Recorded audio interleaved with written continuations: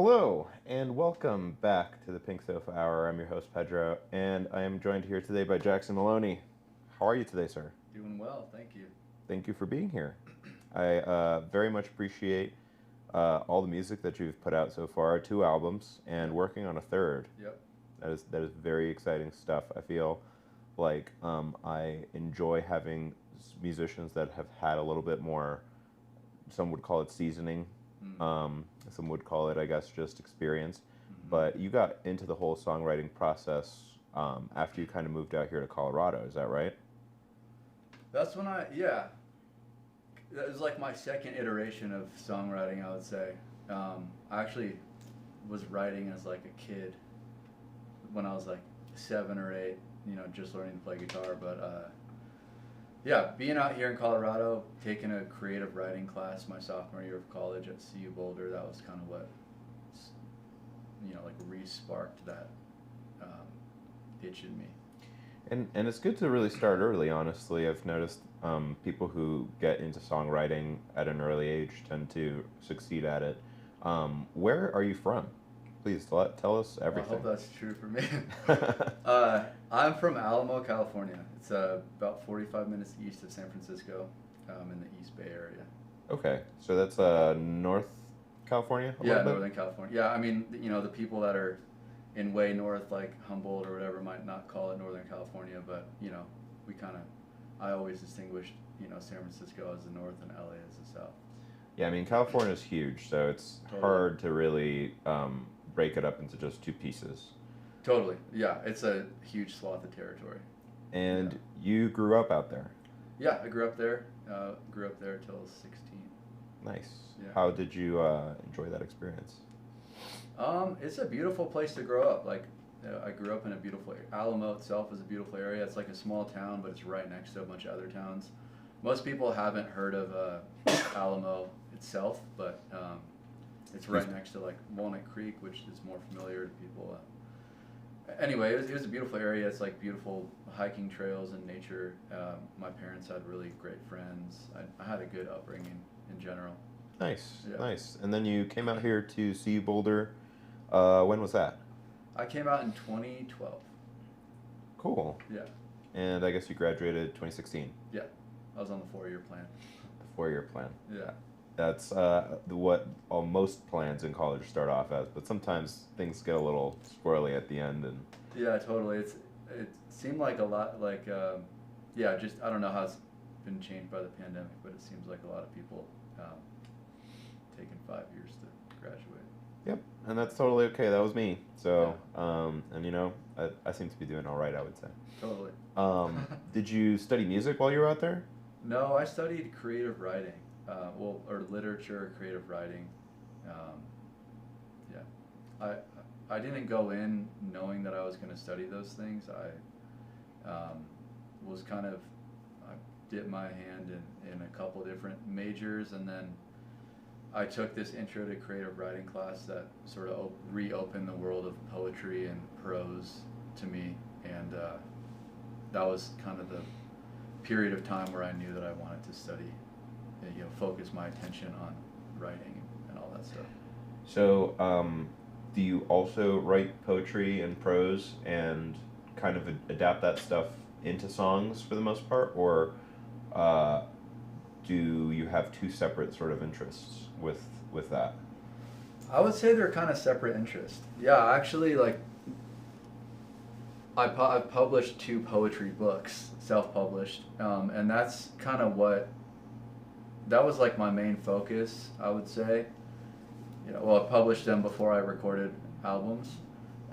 So like writing, I kind of think of myself as a writer first, and that could change, but yeah, I published my first poetry book in 2018, and then after doing that, I was kind of that was after doing that and having completed a project and having something to share and put it out in the world.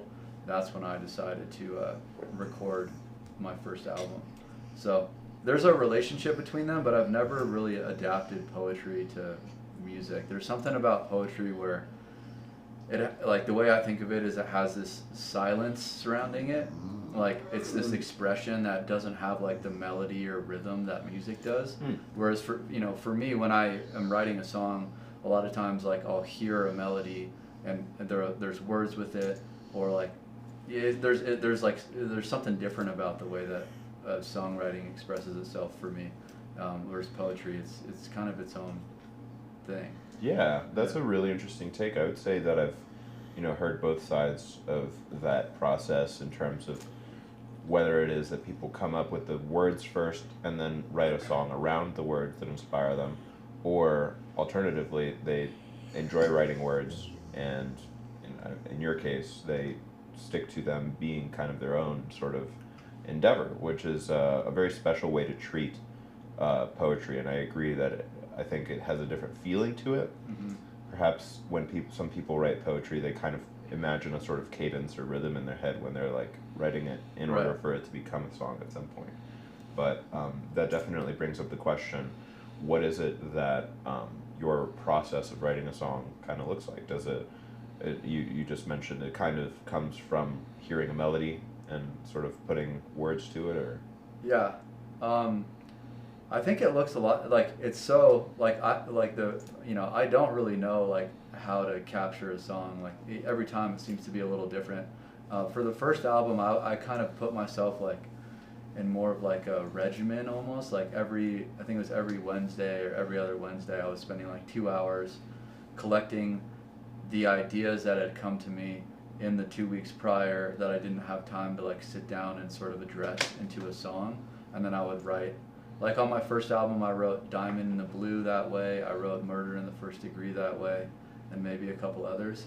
Another one, like, like Things to Live For, that song I was driving to work, and like the melody came to me on a Monday morning, and I was working construction, it was early, and I like ducked out and just went and wrote the song like while I was in the outhouse, because I was like, I had time to like write it down. It's like, they come at these inconvenient times. Right. And it's like, it's like it'd be great if inspiration struck like when I was available and I didn't have anything on my schedule, and like, you had your recording set up, yeah, ready exactly. to go, it's and everything like, else. Yeah. But it's like, oh, you're on the top of a ladder doing shit or whatever, and then I get this idea, so. That's tough. But I mean, obviously, there's things like, so what I've implemented in the past has been like some structure, and then I feel like that process and writing the poetry book, I was like every Friday I took 2 hours to write, or 3 hours. So the structure and discipline like made it actually happen and turn from an idea that was like cool to like something I could actually, share with other people. And see yourself like about. Wrapping up and finishing and putting that as like a thing. Totally, like crossing the finish line, and now with songwriting, like,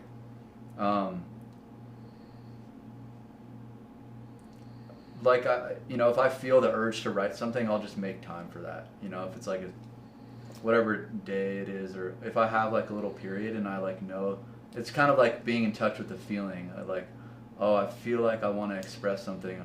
I feel like I need to make time for that. And the structure and discipline almost like opened the door for me to see like, oh, it's possible and it's important and I can do it. And now that I know that, I feel like now I just want to make time for that when it, because it feels necessary. It's like, yeah, I mean, more than necessary, it actually also feels like people are enjoying it. You're on your third album now, and the previous two definitely have been a success. You've been shopping it around on little tours and stuff like that. I'm sure you've gotten a lot of feedback from your peers and other musicians and your family, and it's something to be proud of. And thank you. Having that sort of momentum kind of inspires you even further to actually consider it in a serious way, right? Yeah, no, that's a great point. I feel really grateful for like all the people that have supported me along the way and made it feel like, oh, this is something I could do. Totally. I remember actually, like the whole idea of a career or something is something that I've sort of pushed away and been resistant to, and I've worked like a bunch of different jobs to support my creative endeavors. But I remember in 2019 when I put out my first album, Things to Live For, and I started playing some shows for the first time, like more regularly. There was one particular concert where it was like a house show. My friend had organized it. It was a pretty good turnout. I was like people were really generous with donations. I think it was like donation based. Okay. And I was yeah. like, wow, like, you know, this is something that I feel like maybe I could turn this into a career. And I never had that thought before, you know, but I was like, the people seem to like this. I like this. It's like going pretty well.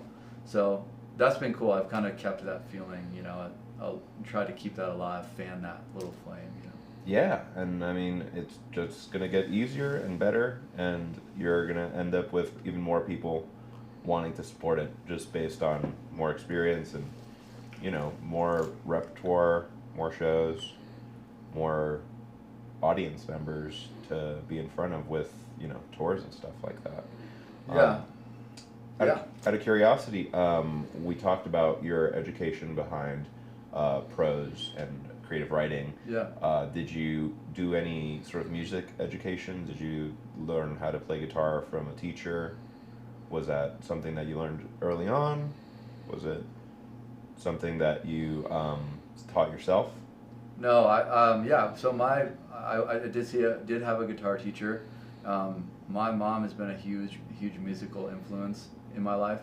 Her brother has played in bands since they were both in high school, and so she got me started on you know, both my parents got me started on the piano, which I didn't like that much. And then I got a guitar. I think it was probably my uncle's recommendation when I was 8 years old, and I took lessons from like age 8 to age 15, I think, age 16. So yeah, I had this great guitar teacher. He was like this old school hippie. He had like, you know, he just like he had, you know, long black hair, these big thick rimmed glasses. He'd always wear like these short shorts, black short shorts, black wife beater, and you Wow. know, he just like, That is quite an image and he you're like painting right squint at now. you, and you know, and then he smoked cigarette. Like we had this little, it was like this little closet. It was probably like half this room, and it was just like plastered with like posters. Like, there was no wall space at all.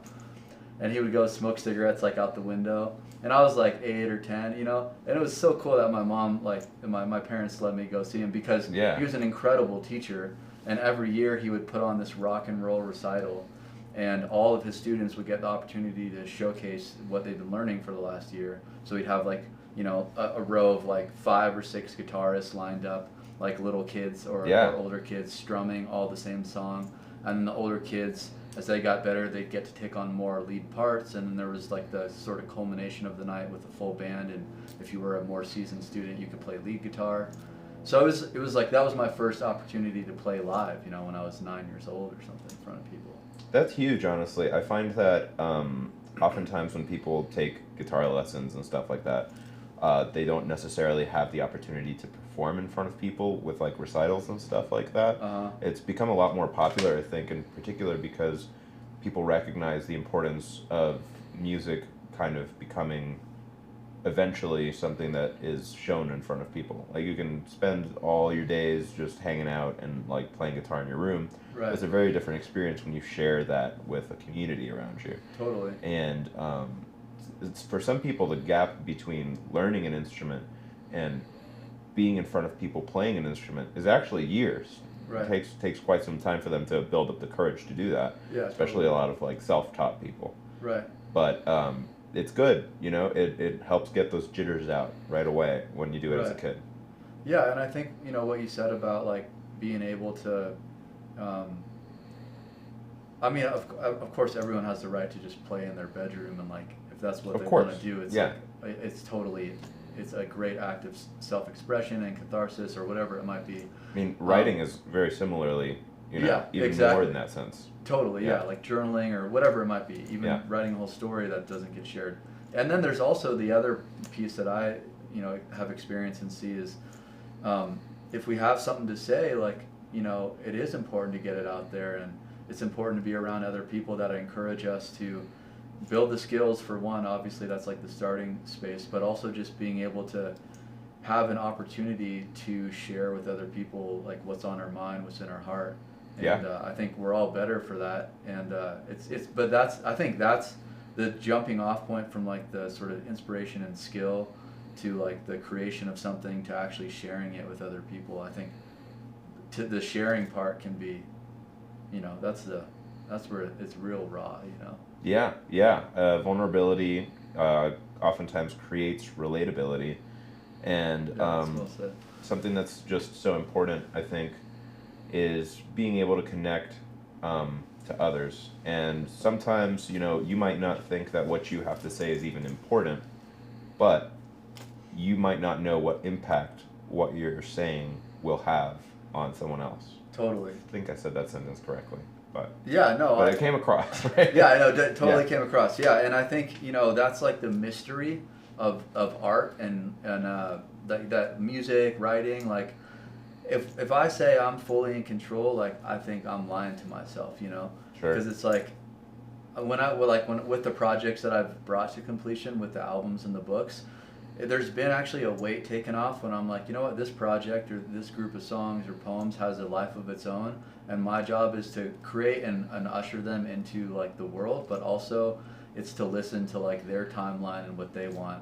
And I think that relationship, it takes like a little bit of a burden off, and also I think in that, I don't know exactly like where they're meant to go or who they're meant for. And I've had Sure. experiences where someone has been like, I wrote this one song that I haven't put on any albums and I probably won't, but I played it for someone at a party randomly, and he was like, hey, my dad just died and like blah, blah, blah. And it was meaningful for him. And I was like, wow, that feels really cool to be able to communicate that. And that feels like that was the purpose of the song. And then I was like, oh, that's not supposed to go on an album. Okay, that was just for, and who Okay, knows, at like that maybe it party. has other purpose, but Maybe. in that Yeah. moment it was kind of like, oh wow, that found its home in some way. That's powerful, man. Definitely. And I think that what you said about giving into the idea that you might not know what's best for any given piece of art and just kind of Right. creating does take some kind of burden off this idea of like vision, Right. of like who it's for and like what its true purpose is. Yeah. A lot of, I think, I never think about that stuff. great, because I think a lot of artists get really heavily wrapped up with that kind of information.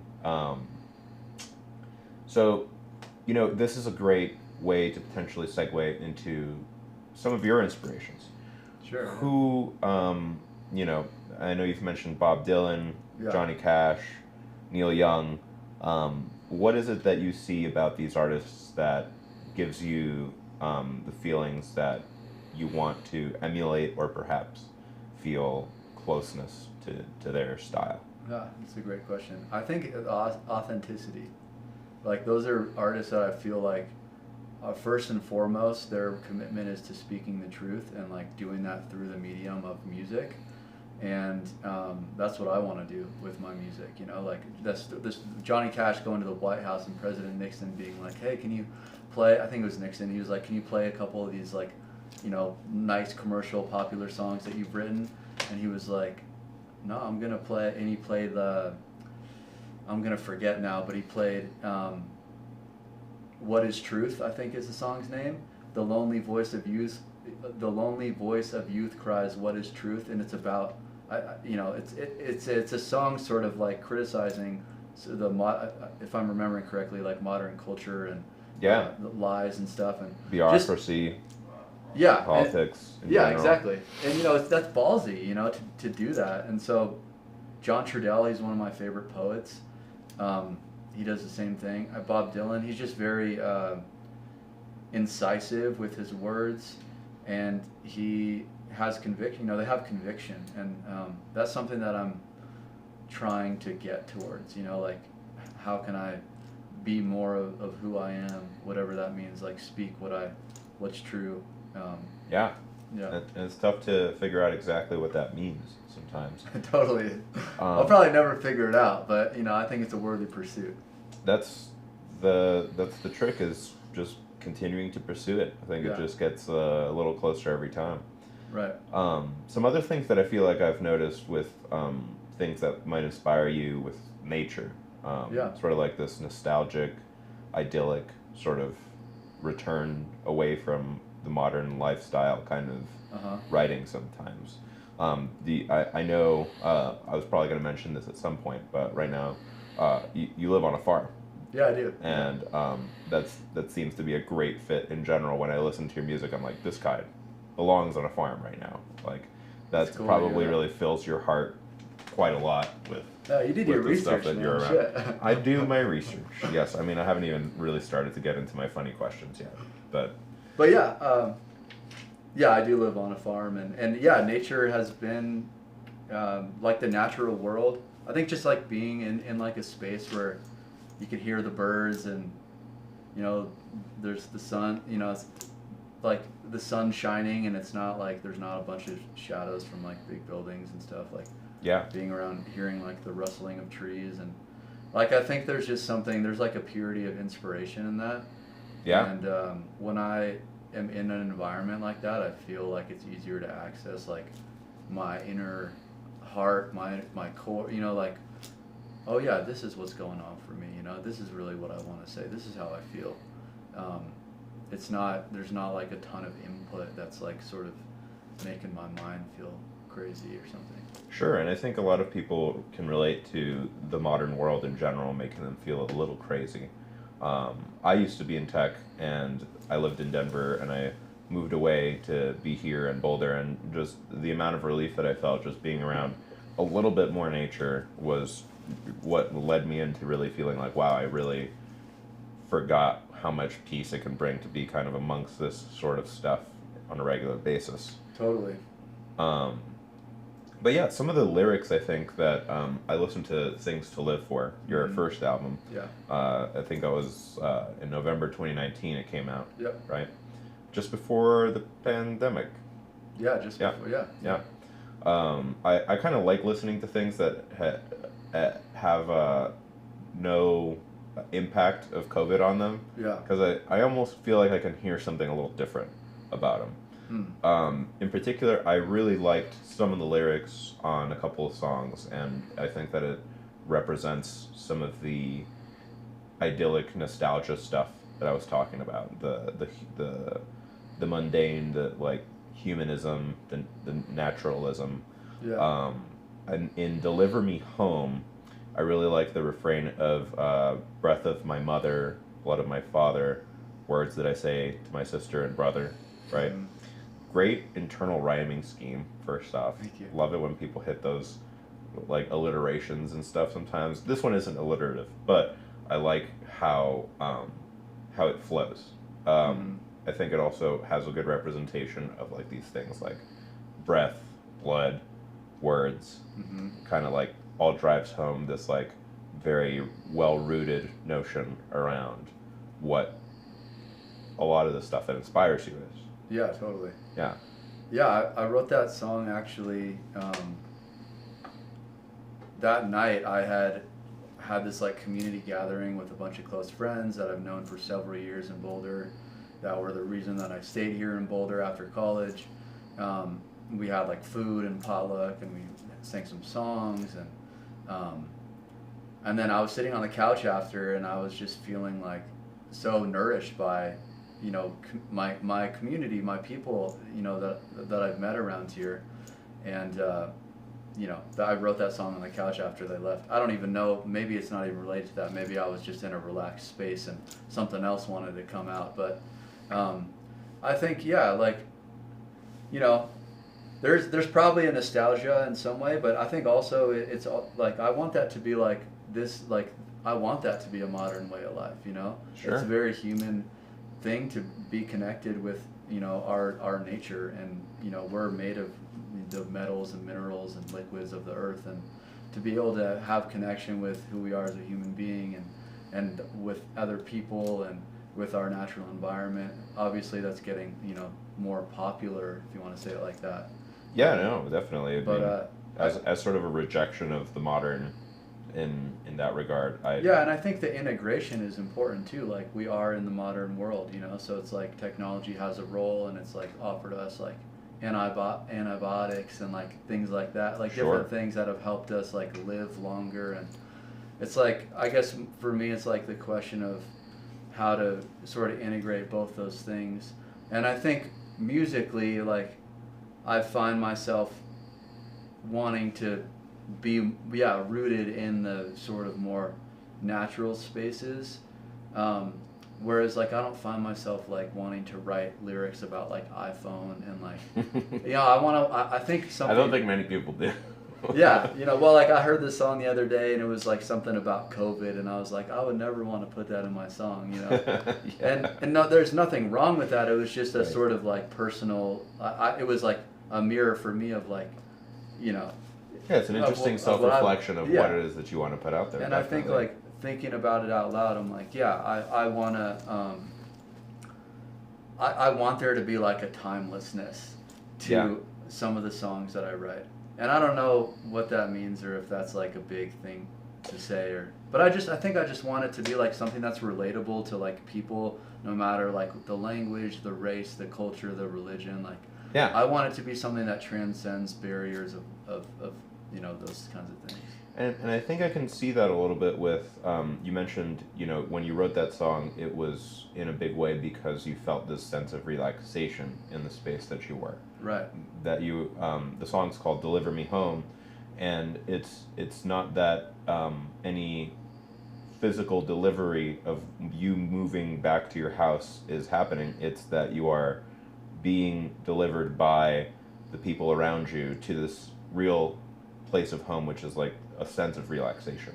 That's totally, yeah, it's very well said. That it feels like what that song's really about is this, like, when I say nostalgia, it's not necessarily that you're yearning for some kind of old ways kind of stuff. Mm-hmm. It's like everybody, when you were born and when you were a little baby, you were at home and you were relaxed and at peace Totally. at some point. Right. And so that's kind of that sense of belonging that kind of, I think, we all sort of look for Right. on some level, even if it's, impossible to return to your actual home, you will find a new home. Right. Or make one through that kind of experience. That's super well said. I think that you described it better. Well, than I you're could. the one that said it. Honestly, I mean, you wrote these words down in your song. I'm just analyzing them. Well, it's cool to kind of talk about it because again, like I wrote that and I was like, I don't really know what this is about, but I like it and it's saying something. But Well, I appreciate the way that you reflected on that. I think that nostalgia for that sense of belonging is so true. That's probably exactly what it was. That's how I felt about it. I definitely felt touched by it. So, I think that it's a really nice tune, and I got that impression out of it personally. Thank you. Absolutely. We are nearing about halfway through the episode now, so I'm wondering, would you like to perhaps play us a tune before we continue to kind of break up some of this conversation? Totally. I feel Awesome. like I should play Deliver Me Home, but I'm embarrassed to say that I don't even know if I would remember all the words right now. That's I haven't quite played all right. that song. You can play whatever you want, Mr. Maloney. If you want to talk a little bit about what you're going to play, you can also go ahead and do that right now as well, too.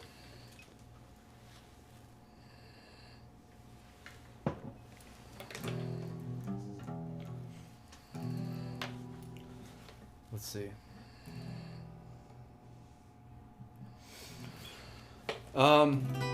Yeah, I think I'm gonna play. I think I'll try to play "Deliver Me Home." I'll see if I can remember it. Okay. And Sweet. I would love that. I mean, I'm not gonna lie. That is actually maybe my favorite song. Cool. Well, off that album. I'll give it my my best run. I think maybe it'll come back to me once I start playing it. Okay. And if I screw it up, then we'll go in a different direction. No pressure, man. Yeah, so I guess we already talked about what it's kind of about. You said it. You told That's me true. what it was about. We just did a big intro.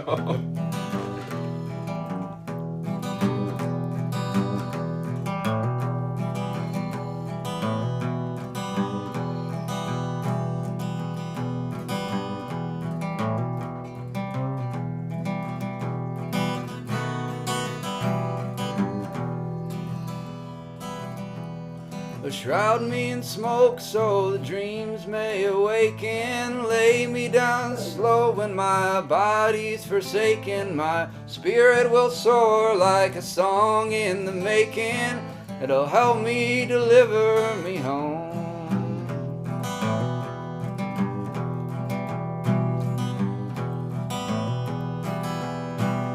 The Breath that I breathe is the breath of my mother. The blood that I bleed is the blood of my father. The words that I speak to my sister and brother are to help deliver me home. What do you know, you say? What am I asking? Your shadows move quickly in the sun where you're basking. I pass the time without looking for reasons. They'll help deliver me home.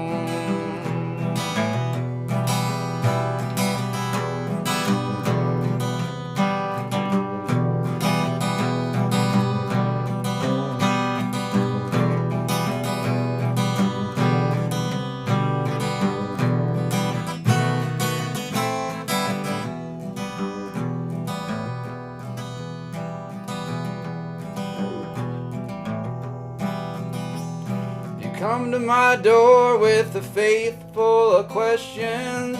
Try to ignore how you change with the seasons.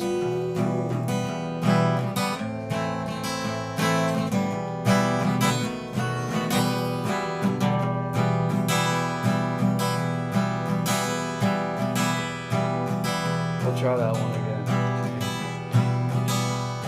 You come to my door with a face full of questions. Try to ignore how you change with the seasons. Na, na, na, na, na, help deliver me home. Help to deliver me home. Help to deliver me home. That was lovely, Jackson. Thank you. And I think Scooter really appreciated that one too. Well, he's the real judge, I think. I forgot a couple verses in there, but it is enough. I appreciate you like revitalizing that song. There's a couple songs on that album that I play at shows regularly, and that's not one of them. But I do like it, and having like fresh sort of life breathed into it re-inspires me. So I appreciate you bringing that up. That's a really nice tune, man. I encourage you to play it more, because for me, I definitely felt a lot of feelings listening to it, and it's nice to hear it in person too. I think that it's a powerful tune, and it's very relatable. But you have so many good tunes, Well, so we have to keep talking about a couple of different ones. We've probably spent a good 15 minutes of the interview just talking about Deliver Me Home, which I kind of planned, but I'm going to take it in a little different direction right now, because cool. There's another song on that album that I feel like it's not out of place, and it's sort of my second favorite, but it feels sort of like has a very different tone, and I kind of wonder where it came from. Okay. And that one is Murder in the First Degree. Yeah. That one is like this brutal blues sort of, I mean, for lack of a better word, almost like murder scene. Totally. That evokes some pretty strong imagery and has a lot of different things going on that sort of almost feels a little jarring when you listen to the rest of the album. Right. And you listen to that song, and I have to wonder where did that song come from? Well, it's a true story, actually. I put myself in the position of the person that committed that act, but it wasn't me. It wasn't you. Okay. Yeah. Well, that's I had to call my dad before I put the album out, and I was like, "Hey, there's a pretty intense song on there. It's like, just want you to know, like, I told him the story." Yeah. I was in a men's group, a men's circle, in 2018. Yeah, 2018 to 2019, I think it was like October to around the year, to March or something, April Mm-hmm. of 2019. And there was a guy in the group that it was like an open group, so people would come and go, and he would come, he came, I don't know, probably 3-4 times, like, sat in circle with him, got to know him a little bit, and I guess one night he just had this, like, sort of psychotic break, and yeah, he like Brutal. He ended up killing his dad, and like there was other stuff associated with what he did. Yeah, I mean that is some heavy stuff. Yeah, it was like about. I actually wrote this song because it hit me in such like a gnarly way that I was like, it just felt like super close to home. So I didn't really know him that well, but like for some. But you'd met him a couple times. Yeah, I met him a couple times, and that's usually enough to really, I mean, evoke some feelings when you hear about somebody doing something so brutal, you know. And especially like being in like a men's circle where it was like, you know, I heard him like talk about his problems and like, you know, it was like, just not that like those are like, you know, people aren't capable of doing stuff because they go to like certain groups, you know, like that's obviously like a story in history where, you know, whatever it is, a religion or whatever is used as a means of doing something, but for me like that. I heard that and I was like,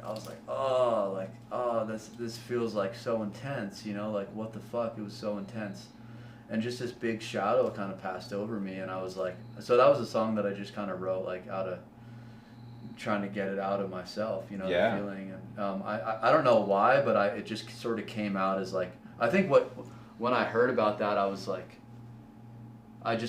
when I started writing the song, I put myself in first person. I don't really know why. I think part of it was because I was like, what would that feel like, you know, to like do something that egregious, like to your own family, like, you know. It's intense. It's just really intense, yeah. I mean, sometimes that is sort of the healing power of music, is being able to kind of evoke these emotions in an intense way to kind of shake them out of you, you know. And it seems like that definitely is that kind of a song. I can't imagine it's one that you perform regularly. No, I can't even remember the last time I played it. Yeah, that's a rough one. I mean, I guess it's kind of surprising I put it on the album. I wasn't going to put it on my album, but my roommate was like, "This is a great song." And it is a great song, honestly. Like, it really gives me like big Johnny Cash vibes. Totally. Intense. Yeah, I was listening to a lot of Johnny Cash and Townes Van Zandt during the time of that album, so I think the sort of darker, like moodier stuff was already in my field, and then he tells a lot of scary stories of that similar vein. So I totally get that. Do you like jazz? Yeah, I do. What about jazzy? I do like jazzy.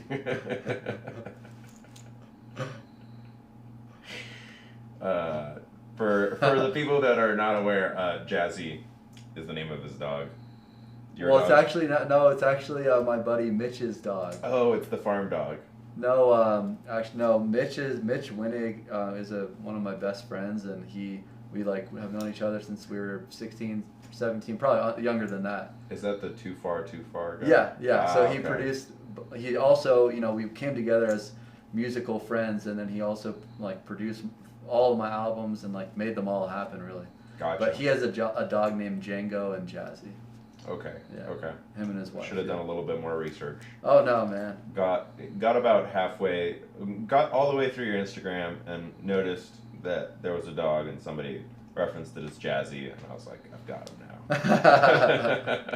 But that's cool. I hope Mitch is watching, and if he isn't, then he could listen back to the episode at some point and get his dog shout out. But totally.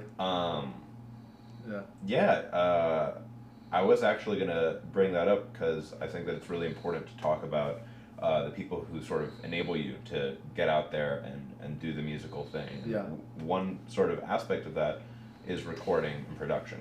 Mm-hmm. And it sounds like Mitch is a longtime friend of yours. Yep. And he helped you out a lot at first with encouraging you and moving you towards actually getting into a studio and recording some of these songs. Right. So now that you've got those 2 albums under your belt, during this 3rd recording session, which I assume you're kind of already almost done with, right? Yeah, it's the album is supposed to be released April 14th. Cool. Yeah. Very good.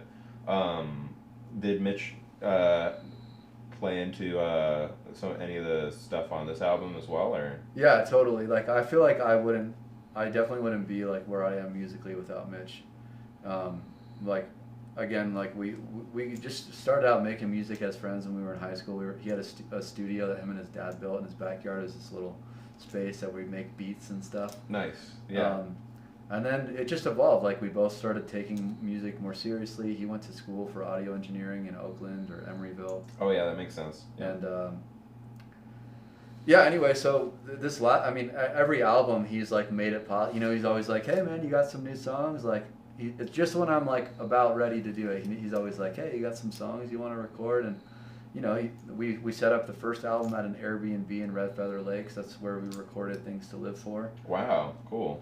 And then Dharma Farm we recorded at the property where I live in the barn, and he set that up, like made the whole thing happen with another friend of his. And then this album, yeah, I mean, like we're talking every step of the process. Like, you know, this weekend we're actually wrapping up all the mixes and sending it to the mastering engineer. So it's cool. It's cool to have like a really strong friendship and then also like a really strong musical partnership. And yeah, again, I mean, he's made it all pretty possible to do. Big shout out to Mitch, if you're out there. Hope you're listening. If you are listening, let's get a yeehaw in the chat. Some people forget. But we have a monitor where we get to read what people say to us. So if you have anything to say, just go ahead. Start it off with a yeehaw, because that's like the traditional pink sofa greeting for some reason. I don't know how it started happening, but that's where it is right now. So you've got a tour coming up with Dan Hockman. Yeah. Right? That's going to be really cool. I think that this isn't even your first time touring with him. No, another good friend and also fellow musician, and we did our first tour together last spring. Nice. We went to New Mexico, Texas, and Louisiana. Same sort of circuit this time, or? No, we're gonna go to the west this time. We're gonna go to Utah, Boise, Bozeman, and Wyoming. Nice. Do like a smaller loop. It was a hell of a drive. Yeah. Going all the way down to New Orleans. Yeah. So it was a ton of fun, but yeah, I think we're just gonna do something a little closer to home this time. Bozeman's really cool. I've never been. Yeah. I don't think I've ever been. It's got quite a little music scene working down there, so I'm sure that you guys will be well received. And in general, I think the Western Range, some people call it, Utah and all that stuff, is super supportive of blues and Americana and folk and stuff like that. So I think you guys will have a pretty good reception out there. Yeah, thank you. Yeah, I hope so. I do think like it does seem like it's a good area for the kind of music I'm making. So that's a good start. Totally. We're kind of we're booking shows, but we got a couple shows booked, and one in Boise and Wyoming and Montana. So yeah, we're excited, man. Again, I'm gonna put my album out April 14th, so it'll be a great way to showcase new songs and sell some CDs and meet people. And Totally. Speaking of the new album, do you have any plans to play one of your new songs? Yes, on the pink sofa. Yes. Please go right ahead if you'd like to. Great. I always love a nice debut, although I'm sure you've probably played it other places, but the pink sofa debut, we'll call it that. Roll this up. If I don't roll my jacket up the button, just. Oh yeah. Let's do a little flipping. Okay, this one's called Breeze Blowing Through. And I guess the story with this is I played a gig at a farm down the street from my house one night and came back kind of late. It was a summer night in July, and I brought my amplifier and guitar out into the garden, which is like kind of a separate section outside of our house. Obviously outside the house, but in like a different area of the property. And I just played it. We had these string lights out there, and I was playing some guitar and wrote this song that evening. So. Breeze blowing through, I feel something new coming to my mind. A breeze blowing by, oh, and I feel like I could cry with a wait behind me.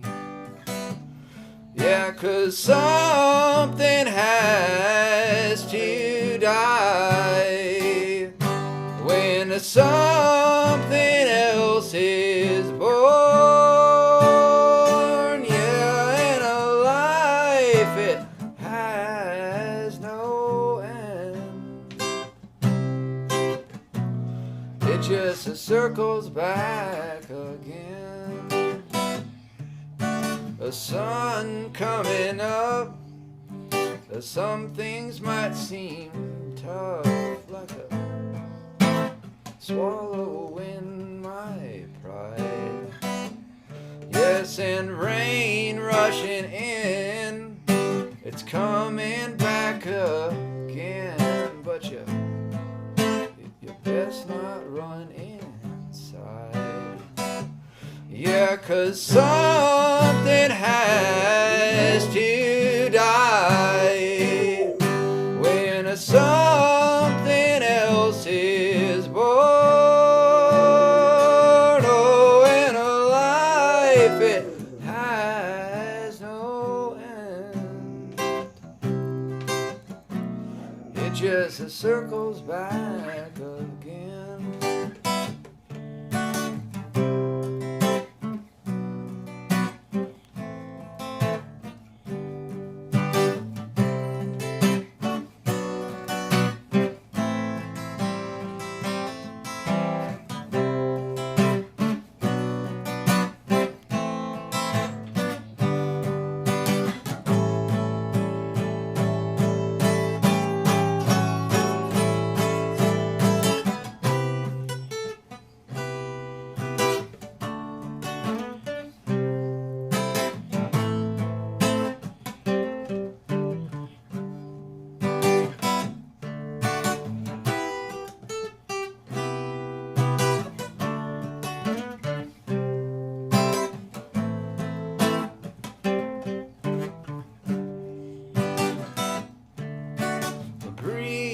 Blowing through, I feel something new coming to my mind. Yeah, and breeze blowing by, oh, and I feel like I could fly with all this weight behind me. Yeah, 'cause something has to die when something else is born. Oh, and a life it has no end. It just circles back again. It just circles back again. It just circles back again.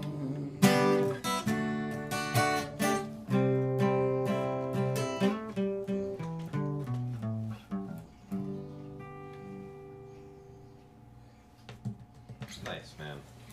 I really feel like the way you play around with dynamics is nice. I have Thank to you. say.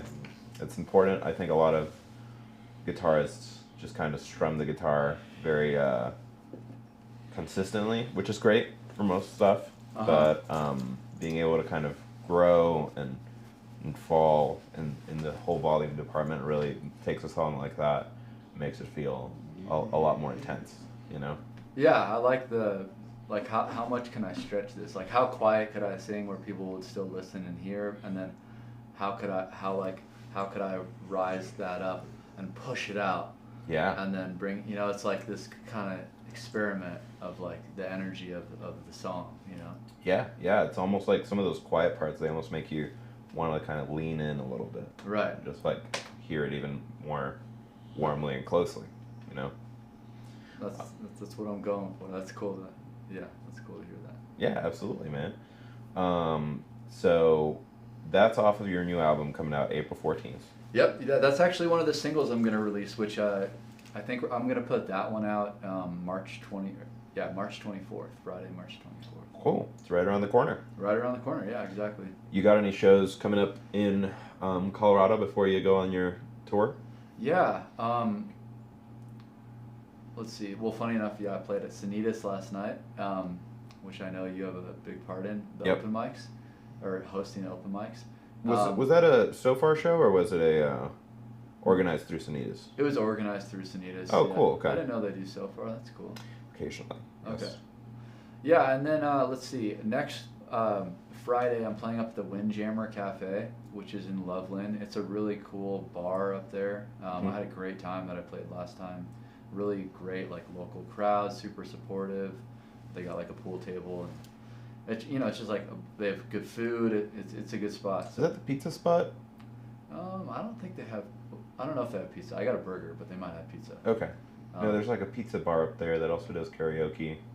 I've only been up to Loveland like once, but It's actually right on Carter Lake. It's like if you like, it's like the restaurant and bar that's like right on the lake. So if you like have a boat or whatever, it's like not near any other restaurants.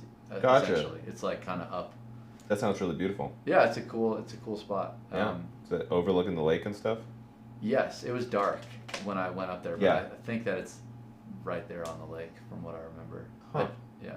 Nice. And then I'm playing. Oh man, I'm forgetting. I think that's the only show that I. Oh no, and then I'm playing in Denver at another the AC Hotel. Okay. By the Marriott. Yep. On the 21st. I think. Is that in the little rooftop area? No, it's just down in the lobby. They do like tacos or Oh. tapas on Tuesdays or something. Cool. Yeah. Nice. Speaking of like cool venues that you've played before, oftentimes when you go on like tour, you'll be surprised by a bar that is unique to the area and you've never seen before and just has an impression on you, either through the locals being unique or like the stories or the views. Do you have any fun stories from tour or shows that you've played either here or anywhere else in as far as like venues or anything like that? Yeah, I feel Gold Hill Inn was a really probably one of my favorite places to play. It's a special place. It's a really special place. They had a fire going. It was great food. People listened. It's a big stage, like a sizable stage for that room. I love playing at property where I live. It's a cool it's a very intimate. It's like a church in there almost. You got some like stained glass or something like that. Yeah, there's this really cool stained glass. It went right in the hole where the cylindrical barrels of hay used to get dropped by a pulley. And they filled that with this beautiful stained glass. Cool. And then from the tour, the house shows were pretty cool, man. We played a couple house shows, and those were really fun. It's just like people were there for the music. It was like this one in New Orleans is really fun. It was like a friend of a friend, so I didn't even really know anybody. I didn't know anybody there, and they were so welcoming. And we set up like a cool stage in their backyard. And then we played at this like apothecary restaurant. Apothecary restaurant. Yeah, in Santa Fe, and they had like an oxygen bar where you like sit down on the seats. So it was just random, it was like cool to play in places where I wouldn't have expected. Yeah, that's kind of the idea behind that question. It's just there's so much uniqueness out there in the world, and generally as like a small touring musician, you get to kind of discover some of it in a very asymmetrical way. Totally. Yeah. So we got 5 minutes left. I'd love for you to play one more, since you said that you were probably going to play 3. Yeah, happy to play another one. Cool. Let's rip it. All right. Let us know what you want to do.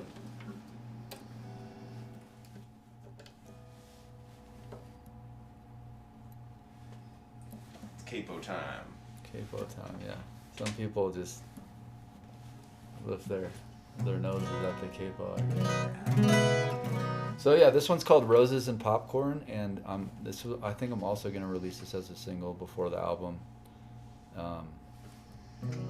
And I'm doing an album release show. That's another gig I have coming up on the night of the album, so pretty excited about that. Nice. Is that gonna be at the farm? It's gonna be at the farm, yeah. It's gonna be with the full band too, which is cool. Everyone that recorded on the album will be there, including my girlfriend who did backup vocals, and then the pedal steel, drums, bass, and electric guitar. So roses and popcorn.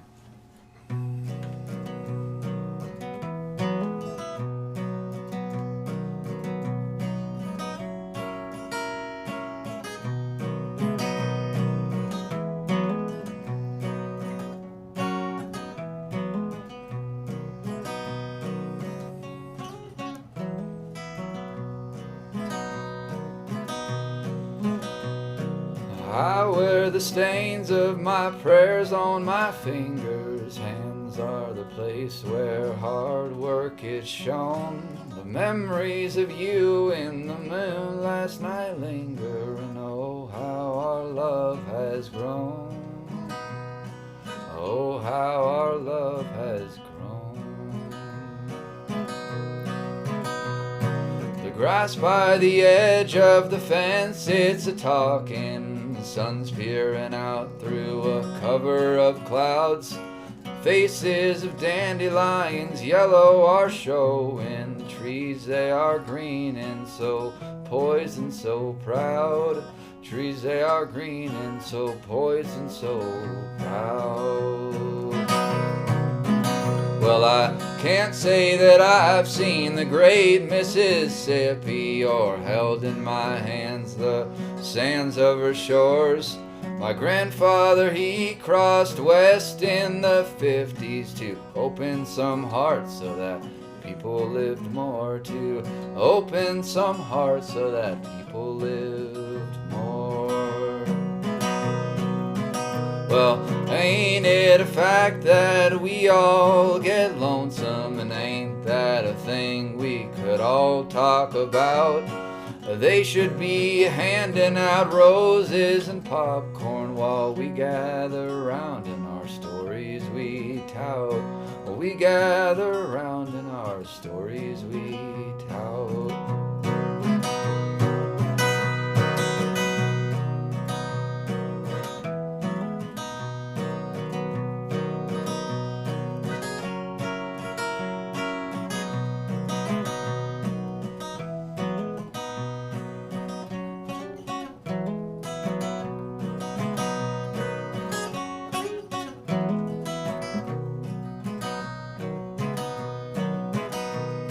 Life is just one big old wave that's in motion. Life is just one big budding of spring. To me, I can hardly stand the notion that some people say they just ain't born to sing. Some people say they just ain't born to sing. Yes, and I'm walking down a road that looks haunted. I'm walking down a road that is dark. I'm living out dreams all my ancestors wanted, and carrying with me that all-loving spark. I'm carrying in me that all-loving spark. Yes, and I wear the stains of my prayers on my fingers. Hands are the place where hard work is shown. The memories of you in the moon last night linger, and oh, how our love has grown. Oh, how our love has grown. Oh, how our love has grown. Fantastic. I really like that one, actually. It gives me a lot of storytelling vibes. Yeah, that one's more of like a 3-chord storytelling kind of song. Yeah, such a classic motif with a lot of this like Johnny Cash, Americana, folk stuff. It's just kind of like evokes. It's almost like it's kind of what country wants to be sometimes. But you find that with modern country, it kind of. I'm not going to say anything too negative about it, but we all know the old school country like really does, you know, the 3 chords and the truth, like saying about old school country. Yeah. I like that. You know, it's like telling real stories of common people and just like life, however, suffering, joy, pain, you know, whatever it is. Yeah. The mundane is sacred. I feel like is a really good way to talk about it.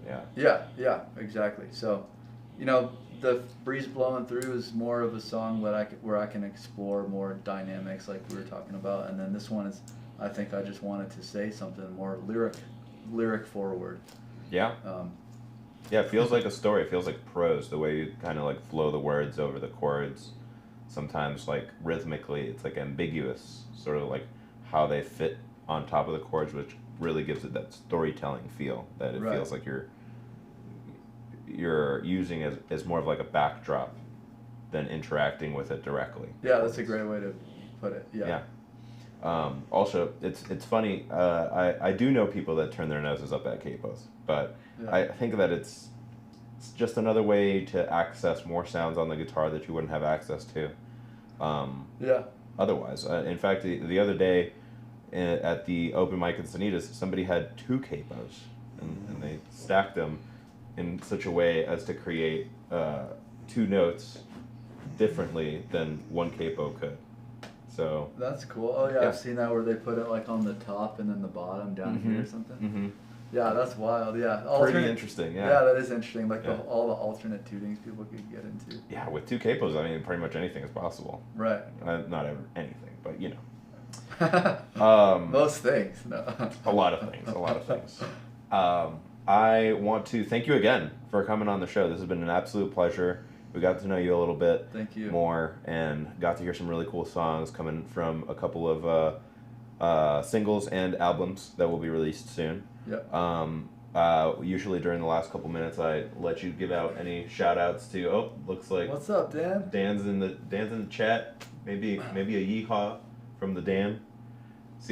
Catch Dan sometime soon. Dan has a show on March 30th. I know he's playing at the Velvet Elk with Tom LaFond. That's correct, and he may be coming to the sofa soon. Hint. I'm warming it up for you, bro. the secret show has not yet been announced, but it might be soon.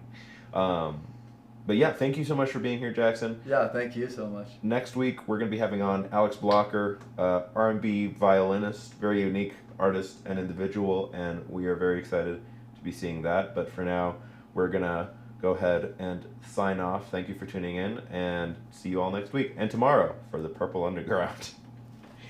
Good night, y'all. Good afternoon, actually.